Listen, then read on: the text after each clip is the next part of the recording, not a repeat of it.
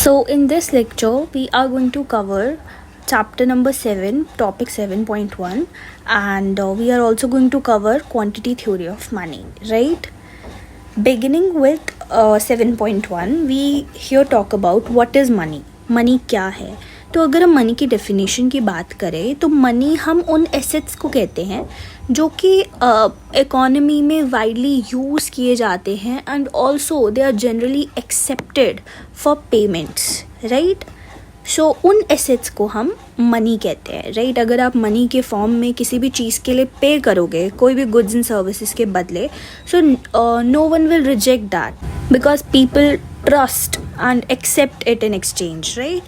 So that is the whole idea behind money, and it is widely used.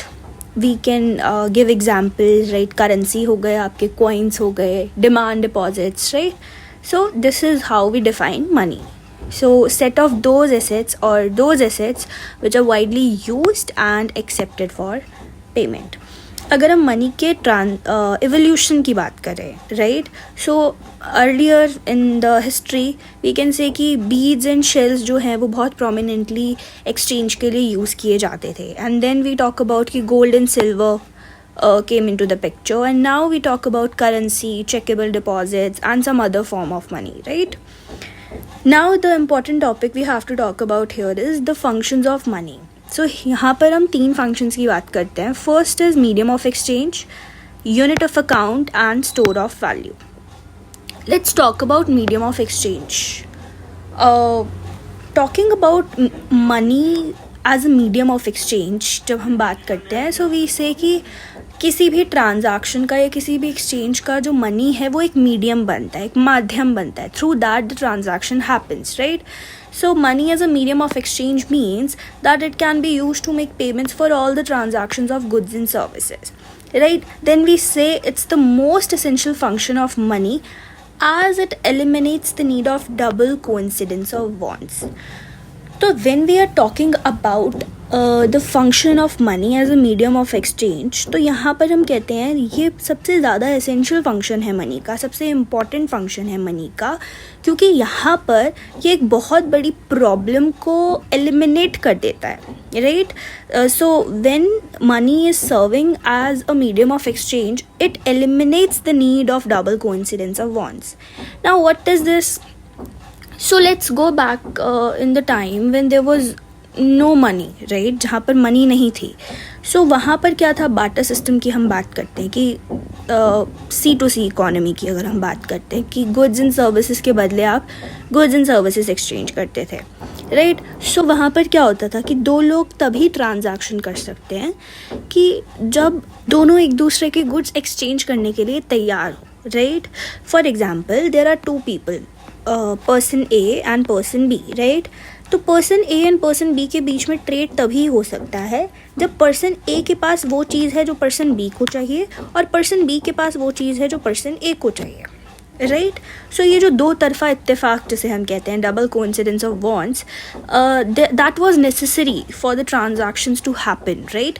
But money when money came into the picture, यहाँ पर उस चीज़ की need नहीं है. आप separately अपना बाइंग एंड सेलिंग कर सकते हो, right? So that is the whole point. Under barter system transactions could only take place if both buyers and sellers are ready to exchange each others goods, right? For example यहाँ पर वही example के through समझाया गया कि ए और B के बीच में ट्रांजैक्शन तभी होगी when A has what B wants and B has what A wants, right? So this double coincidence of want is rare, और ये डबल कोइंसिडेंस ऑफ वांट बहुत रेयर होता था, इसे ढूंढना बहुत मुश्किल होता था. So when money acts as a medium of exchange, now what is happening? Money is there in the picture. We are not talking about the barter system. तो मनी जब आया, it serves as a medium of exchange, right? So it eliminates the need for this double coincidence of want. तो अब आपको ये double coincidence की ज़रूरत नहीं है for the transaction to happen, right? So it allows purchase and sale to be conducted independently. So that is the whole idea. When we are talking about the second function of money, that is unit of account. So this function says that money is a measure of value, कि यहाँ पर हम money की बात कर रहे हैं कि मनी क्या कर रहा है, सारे गुड्स एंड सर्विसेज की वैल्यू को मेजर करने में हेल्प करता है, right. Means that money works as a common denomination in which value of all goods and services are expressed. अब गाइज हमें पता है कि हर कंट्री की, हर इकोनॉमी की अपनी करेंसी होती है. For example we have rupees, right. हमारी करेंसी है रुपीज़. सो हम सारे गुड्स एंड सर्विसेज की वैल्यू रुपीज़ में एक्सप्रेस कर सकते हैं, राइट.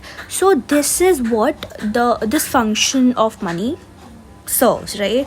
अब होता क्या है, by reducing the value of all goods and services to a single unit. अब हम सारे गुड्स एंड सर्विसेज की वैल्यू को एक सिंगल यूनिट में एक्सप्रेस कर रहे हैं, एक सिंगल यूनिट में लेकर आ रहे हैं, दैट इज़ प्राइसेस, रुपीज़ में, right, in our country. So it becomes easy to find out the exchange ratios between them and comparing their price. अब अगेन हम इस चीज़ को ना बाटर सिस्टम वाले उससे लिंक करते हैं कि वहाँ पर जब मनी नहीं थी तो वहाँ पर ना एक्सचेंज रेशियो फाइंड आउट करना बहुत डिफ़िकल्ट हो जाता था. कि फॉर एग्जांपल दो लोगों के बीच में ट्रेड हो रहा है, ए एंड बी के बीच में, and A has for example A selling 1 kg of wheat, right, and B has this 1 pair of shoes. तो ये दोनों के बीच में ट्रांजैक्शन हो रहा है, राइट. इनको यही चाहिए, आपस में जो चाहिए इनको मिल गया है. Double coincidence of want is being fulfilled here. अब यहाँ पर हो क्या रहा है, बट क्या ये वैल्यू कैसे डिटरमाइन करें, क्योंकि यहाँ पर कोई कॉमन डिनोमिनेशन नहीं है. अब दोनों चीज़ों की वैल्यू को एक कॉमन यूनिट में एक्सप्रेस नहीं कर पा रहे ना under the barter system. So we don't know कि क्या एक्चुअली 1 kg ऑफ वीट की वैल्यू 1 pair ऑफ शूज़ के बराबर है, राइट. तो हमें वहाँ पर ये चीज़ नहीं पता होती थी. तो अक्सर क्या होता था कि किसी एक का नुकसान होता था इन दिस सिनेरियो, राइट. तो अब क्या है, वी नो फॉर एग्जाम्पल कि 1 kg वीट की वैल्यू अगर इकोनॉमी में 100 रुपीज़ है एंड 1 pair ऑफ शूज़ की वैल्यू इकोनॉमी में 500 रुपीज़ है. सो वी नो कि 1 kg wheat and 1 pair of shoes can not be exchange with each other, right. और वी कैन से कि अगर हमें करना भी है तो हमें 5 kg ऑफ वीट लगेगा, right, in this, for this transaction to happen. So this is how we can determine the exchange ratios, right, with the help of money being there in the picture. So again it says that it becomes easy to find out the exchange ratios between them and comparing their prices. तो आप prices के through ही चीज़ों को compare करते हो, right, उनकी value को compare करते हो कि this thing is more valuable and this thing is comparatively less valuable, right. So this is the whole point. Rupee is the unit of account in India and this is giving us the example कि हर economy की अपनी currency होती है. तो हर economy के अंदर unit of account is different, कि आप जिस यूनिट में सारे गुड्स एंड सर्विसेज को वैल्यू कर रहे हो, अकाउंट कर रहे हो, that is different in different economies. And dollar is in USA and pounds in England and etc, right. So talking about the third function of money, that is store of a value, that suggests simply that you can store money. आप money को store कर रख सकते हो, which was not possible or difficult to do under the barter system when there was no money. क्योंकि वहाँ पर जब हम commodity money की बात करते हैं तो most of the commodities जो as exchange use होती थी, wheat, rice, उनके पेरिशेबल नेचर की वजह से आप उनको स्टोर कर नहीं रख सकते थे. तो वहाँ पर वेल्थ को स्टोर करना was difficult, right. So but it is easier to store money today, कि आपको फ्यूचर में अगर पैसों की ज़रूरत पड़ेगी, फॉर सेविंग्स करनी है, and that from all that idea you can store money. So money as a store of value means that money can be used to transfer purchasing power from present to future. So when we are storing or saving money, that simply means कि हम अपनी present से जो purchasing power है वो future में transfer कर रहे हैं, so that we can afford more in the future, right. So यहाँ पर हम एक चीज़ की बात करते हैं कि although wealth can be stored in other forms also, कि हम wealth को other forms में भी store कर रख सकते हैं, that is stocks, bonds, real estate, right. and अगर हम बात करें इस फॉर्म में, अगर हम wealth को store करके रखें in these other forms, तो ये typically हमें higher returns भी देते हैं. So these types of asset normally pay the holder a higher return than money, कि अगर आप मनी को स्टोर कर कर रख रहे हो, उसकी जगह अगर आप इन एसेट्स को इस फॉर्म में अगर आप वेल्थ को स्टोर कर कर रखोगे स्टॉक्स, बॉन्ड्स या रियल एस्टेट के फॉर्म में, so that would give you a higher return. We all agree with that. But फिर भी ये देखा जाता है कि people prefer more to store money, कि वो मनी को स्टोर करना ज़्यादा प्रेफर करते हैं. सो why is that happening, right? We talk about that. So because of its usefulness as a medium of exchange makes it worthwhile to hold. तो यहाँ पर हम बात करते हैं liquidity की, right? So what is liquidity? हम कहते हैं liquidity is basically we can say how easily an asset can convert into cash or can be used as cash. तो वो चीज़ मनी ज़्यादा अच्छे से हमें प्रोवाइड कर रही है अगर हम उसे स्टोर करें. Money is in its full liquid form, right? वहीं पर जो स्टॉक्स, बॉन्ड्स या रियल एस्टेट हैं, they are not that liquid. अगर मुझे कोई ट्रांजैक्शन करनी है, कोई फ्यूचर इमरजेंसी है, मुझे फटाफट से I need cash, so this will take time, right, to convert into money. Whereas जो मनी है खुद में अगर आप उसको स्टोर कर कर रख रहे हो बजाय कि दीज एसेट्स, तो वो अपने फुल लिक्विड फॉर्म में है. So that can serve as a medium of exchange. वो मुझे किसी भी ट्रांजैक्शन में हेल्प कर सकता है. सो वो जो फीचर है मीडियम ऑफ एक्सचेंज का, जो फीचर है, या फिर आप कह सकते हो जो लिक्विडिटी है that it provides, that makes it worthwhile to hold. Even though other assets give me the higher return, but still people prefer holding money more because of its liquid nature or because it serves the function of medium of exchange. So यहाँ पर हम बात करते हैं money supply की. What is money supply? Money supply is basically total amount of money available in the economy at a particular point of time. Economy के अंदर कितना पैसा है एक particular point of time पे you measure that. That is called money supply in the economy. We say that money supply is a stock concept because इसको आप एक particular point of time पर measure करते हो, right? It's a stock concept. Let's talk about some measures of money supply. So यहाँ पर हम दो measures की बात करते हैं. That is also called money aggregates, M1 and M2. When we are talking about M1, so it is basically the most narrowly defined measure of money supply, right? So it includes currency with public and demand deposits, जिसके अंदर आपके current account deposits आ गए and saving deposits आ गए and other checkable deposits, right? That's how M1 is made up. So we say M1 is narrowly defined measure of money, and also we say that it is the most liquid measure of money, right? Because we say M1 is the closest to the theoretical definition of money, because इसके जो सारे components हैं that can be actively used and widely accepted for making payments, or we can say कि इसके जो सारे components हैं they are in the liquid form. So M1 is the most liquid measure. Then we talk about M2.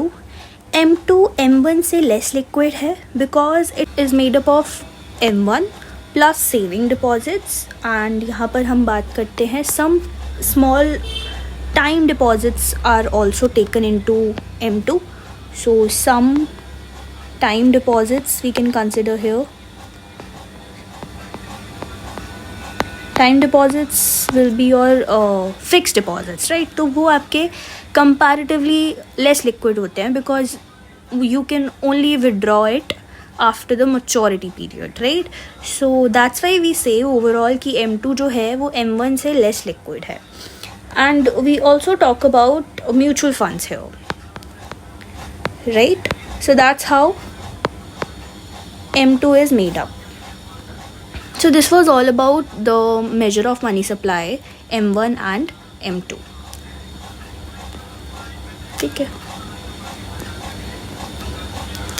Now if we talk about money supply, तो money supply is determined by the central bank. Money supply economy में central bank determine करता है, which is RBI in our case in India, Reserve Bank of India.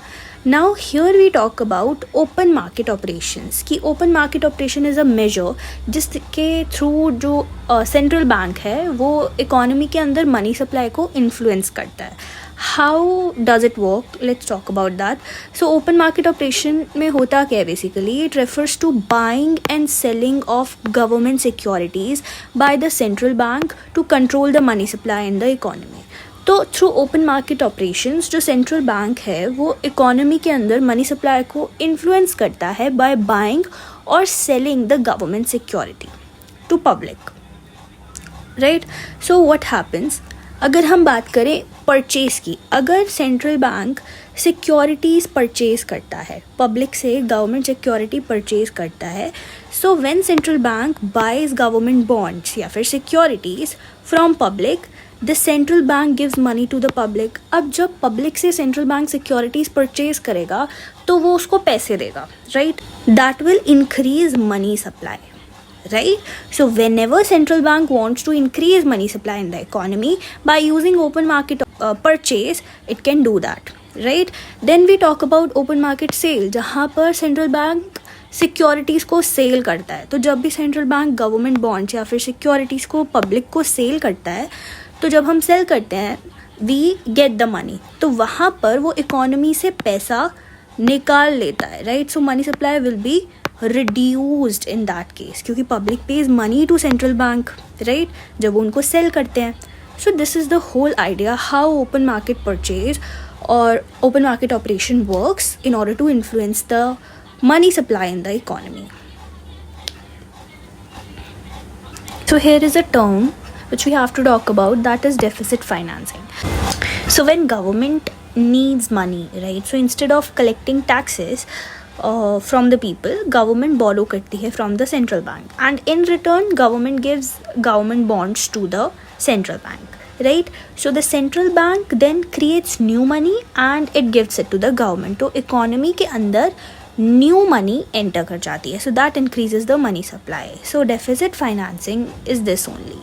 It refers to a situation where the government spends more than its income and covers this deficit by borrowing from central bank. तो central bank से borrow करती है और by creating new money. जो central bank government को money lend करती है, it's the new money.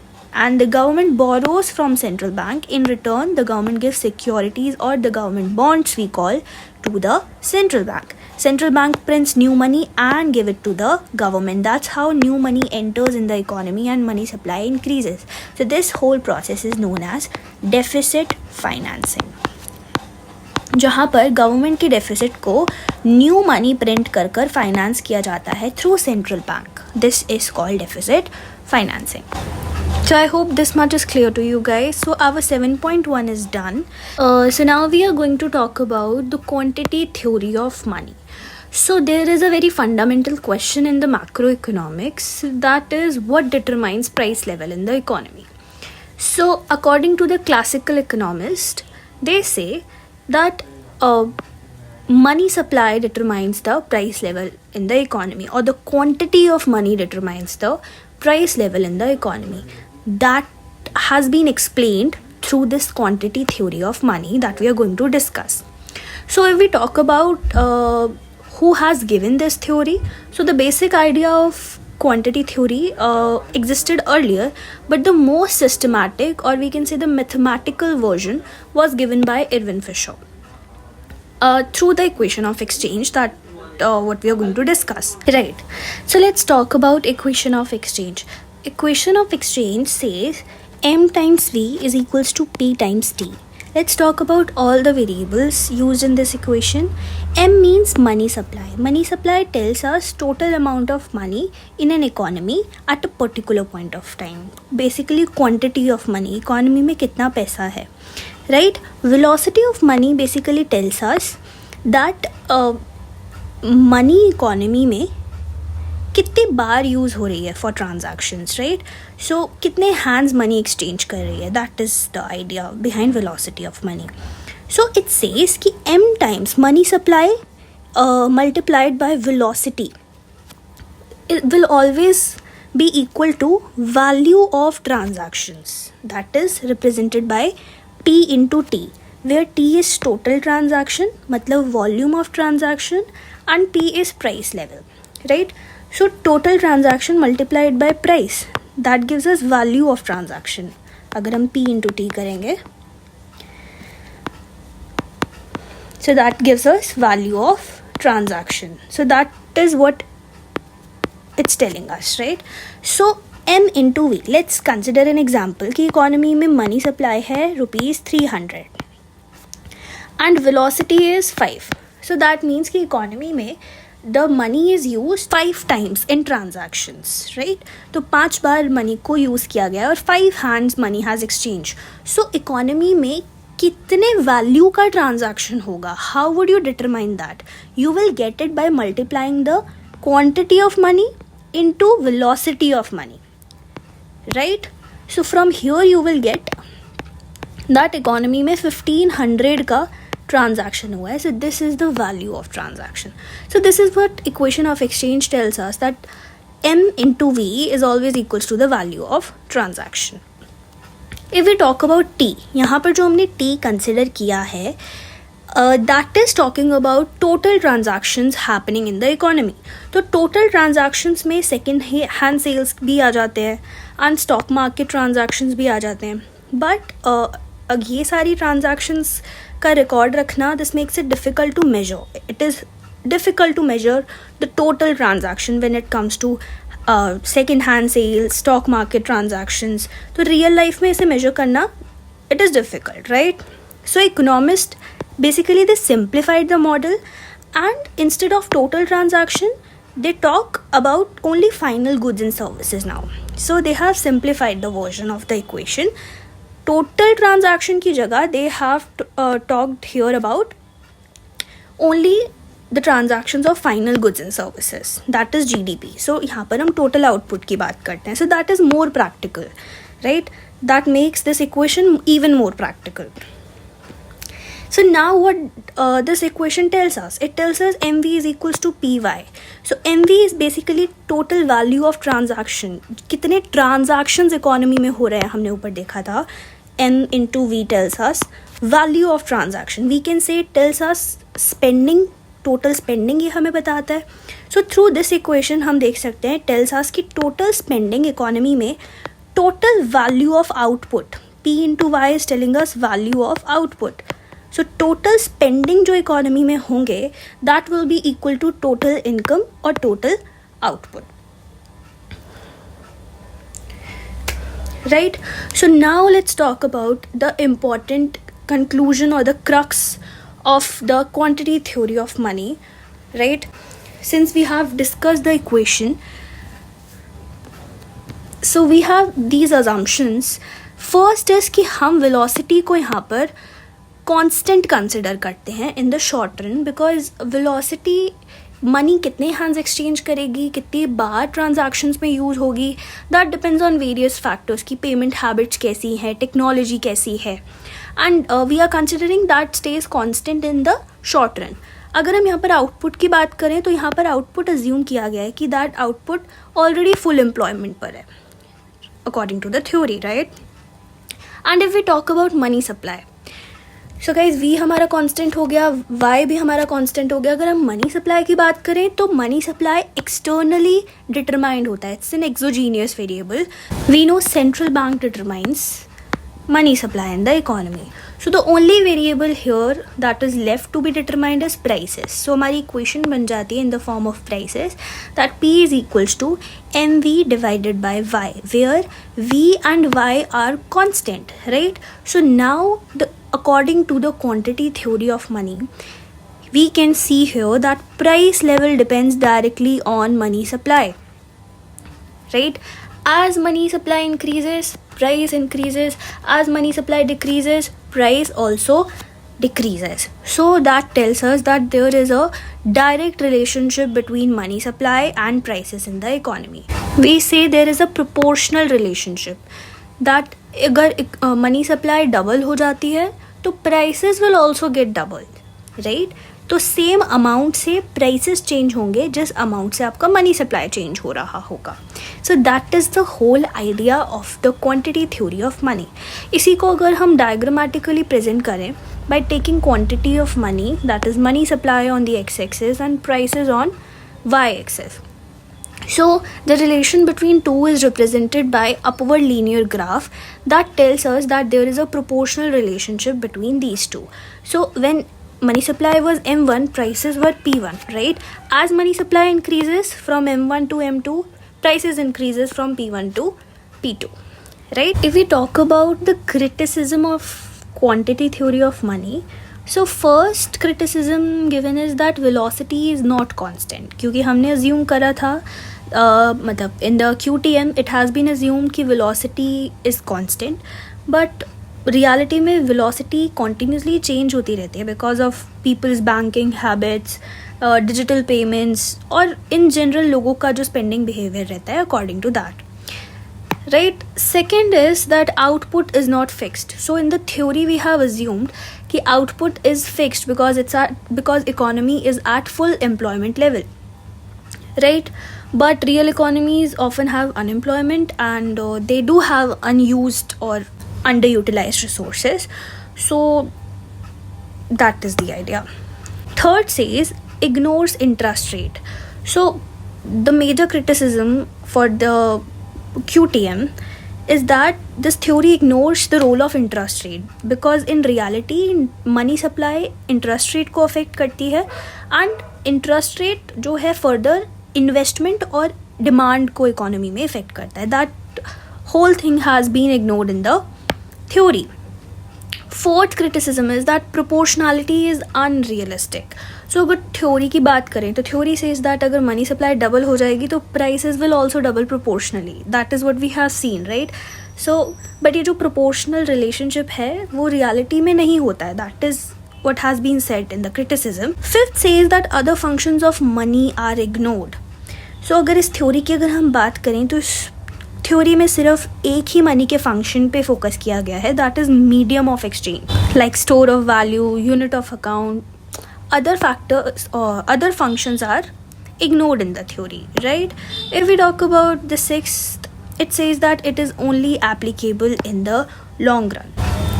So the quantity theory can be relevant in the long run because it tells us कि हाँ कि continuous increase in money supply जो है वो inflation create करता है. That is what we can see and say in the long run.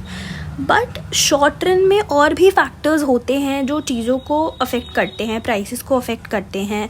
Unemployment है, business cycles हैं, we see fluctuations in that, government की पॉलिसीज़ हैं या डिमांड में चेंज है.